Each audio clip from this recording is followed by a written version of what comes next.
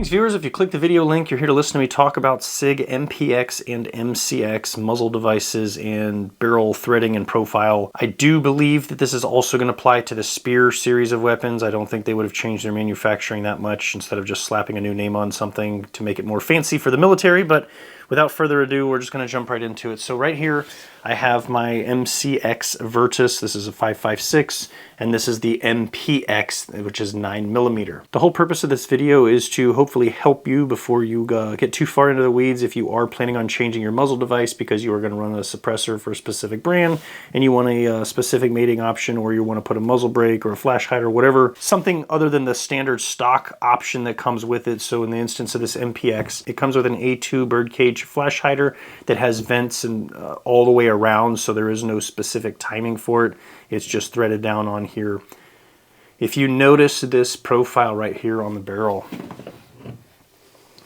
it is not flat all the way down. It gets to right here, and then you can see it kind of indents a little bit before it meets up with the threads for the end of the barrel there. So that's not necessarily an issue when it comes to the stock flash hider that they put on there, because again, it doesn't have to be indexed or timed in any specific fashion. They just torque it down to spec and call it good. Well, if that is going to be a problem if you are putting something such as a muzzle brake, so this device here, it's a 3-lug adapter, but it also has a 2-port brake. Well, the whole purpose of these ports is to be pointed sideways so that the blast goes out to the side, and it helps kind of keep the muzzle a little bit flatter. You don't want them pointing up and down or off on some weird angle, so you want them specifically lined up in one direction. So this particular barrel is threaded in 16x1 left hand, so I have to actually lefty-tighty, righty-loosey.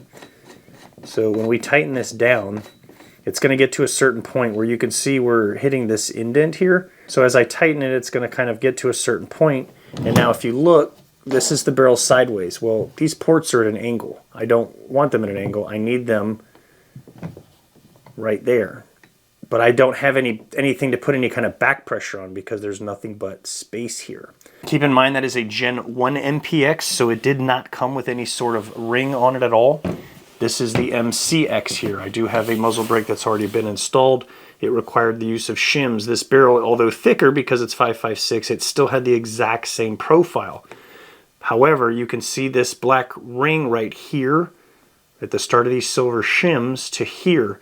This is a separate collar device that kind of fills in that gap where the barrel dips down to go meet the threads, because you need something to put some back pressure on. Now this actually came on the weapon, so I don't know if it's because it's a later generation than the MPX, which is a Gen 1. Again, this is a Sig Virtus pistol, so I'm not sure where that falls in the generation spectrum, but your specific weapon may or may not come with this, especially if you're buying it used, if somebody else already changed out the muzzle device, or perhaps they lost this.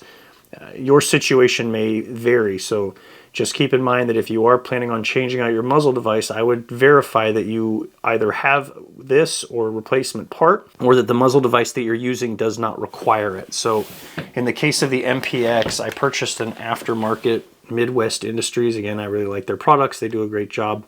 Haven't had any issues with them, so we're going to give this a shot. And basically what this does is the same thing as this ring, and it fills in that void where the barrel dips down and meets the muzzle device. I don't have anything to apply back pressure on here to get this thing to time. Especially with the MCX, I had to use shims. Those shims would just be floating out here and have nothing to press against.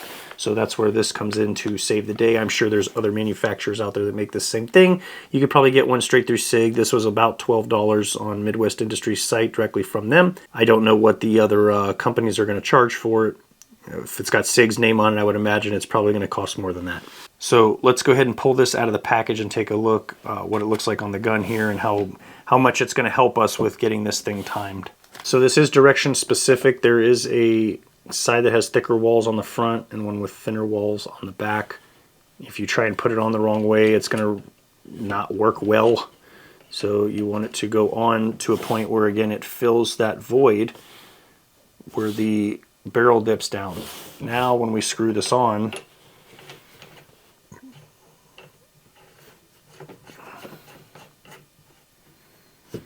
we actually have something to bump into. And I don't want to say it's like a crush washer, but it kind of fills the role of such. My ports right now are not quite centered. However, once I put some thread material on here and tighten this down, I should be able to get it timed just right. and we'll be all set. So again, if you look at your muzzle before you remove your muzzle device that is on the weapon, if you intend on using it anytime soon and you're all excited thinking, hey, I got this new muzzle brake, I'm going to run my suppressor, you find out you don't have this piece, you can't get everything lined up and tightened down where it needs to be, and then you're going to have to wait shipping for a part. So again, I'm trying to help catch you before you find yourself in that situation. In this particular instance, I'm going to be using some rock set.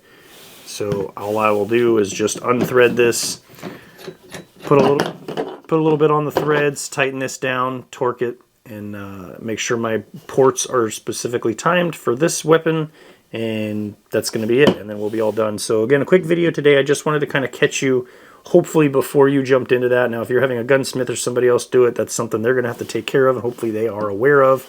And hopefully it's not your cousin after seeing all these Sonoran Desert Institute ads on every gun tuber's videos and is doing his own backyard thing before actually knowing what they're doing. So just something to keep in mind. Easy to get a hold of product, fairly cheap. It's definitely going to be a drop in the bucket compared to some of the costs of muzzle devices that are out there. So again, I think $12 is a worthy investment to make sure your equipment is lined up properly and is going to work for you. So hopefully you found this video somewhat useful in your MPX, MCX / spear endeavors in terms of changing out your muzzle device. Just again, keep that in mind. I would look for that ring before you take off your stock device. That way you'll know if you need to go ahead and get your hands on one and just run the stock one until you get a hold of it so you can actually swap it out properly. So hopefully I answered any questions you might have. If there's something I missed and you think I should have covered or you have any questions, please feel free to leave me a comment down below. I'll be glad to get back to you as soon as possible. But anyway, with that, I'm going to go ahead and call this video here. I hope you have a great day, and we'll catch you in the next video.